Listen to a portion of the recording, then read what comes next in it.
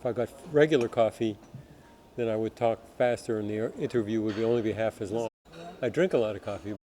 I had 2 coffees already today, so decaf is appropriate.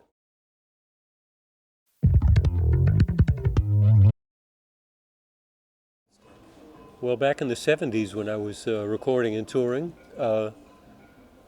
I don't remember the day, but suddenly I started hearing about this new instrument. It was played by hammer-on or touch guitar, what we call now touch guitar.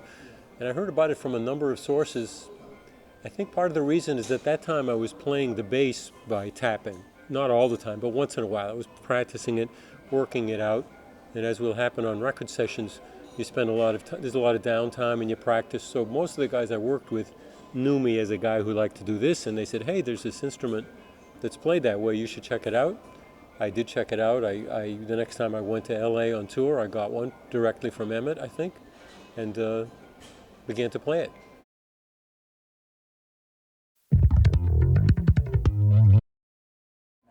I'm not really the guy to know that. I like a lot of players, I'm kind of buried and focused in what I'm doing, my touring and my making music. I don't really have a good perspective on the greater world at large, or how many stick players there are, or what they're doing. Of course, when I hear a stick player, I have a lot to learn from all stick players, because it's an instrument where kind of each person can bring their own technique and find new things that nobody else thought of. So I'm always learning from other people, but I don't really know how that relates. I was a bass player before I took up the stick, and it's particularly easy to play bass parts on the stick and ignore the guitar part. I did that for many years, by the way. At first I just played it as a bass, and that was great, and then eventually I added in the guitar part. So I know a number of bass players who at least consider it or have one and use it for bass parts.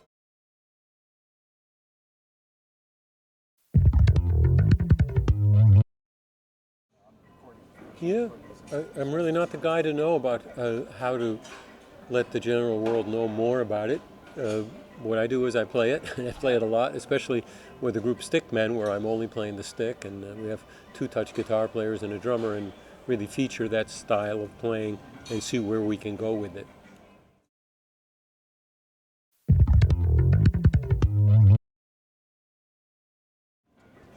Well, for me as a bass player, what appealed to me at first was 2 things about it. The sound and attack are very different than I can get on the bass. It's very percussive, and I found quickly that I could play lower than I play on the bass, but still have a distinct and clear sound, and still have some strength, some low end. It's just a way that if I could play the same notes on the bass, and it would just sound like a big roar. So very useful for me to have that as an option to bring into a song. A certain Peter Gabriel song, for instance, I'll just do that and have that kind of attack, almost a drum-like attack, but with pitch.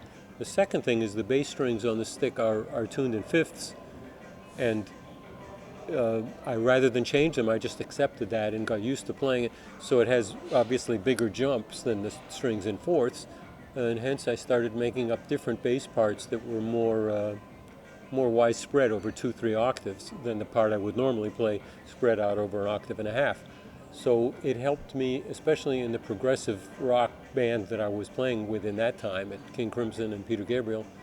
And to this day, it helps me in a musical context where I'm looking for ideas outside the normal, and it just helps me come up with different ideas. It's more versatile, really, because I can play a bass part on it, or I can play what I think of as a stick part with huge jumps and things. So that was the appeal at first to me.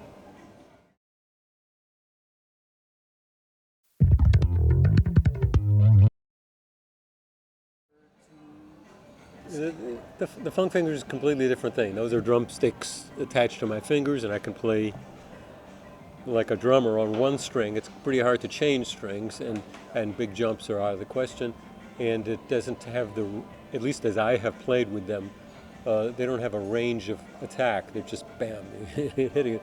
Whereas with the stick, all stick players know you can play a little gently, and you can glide into notes, and there's a whole bunch of things you can do. The funk fingers is interesting, but really different. And I do use them when it's appropriate, but quite a bit less than I use the stick.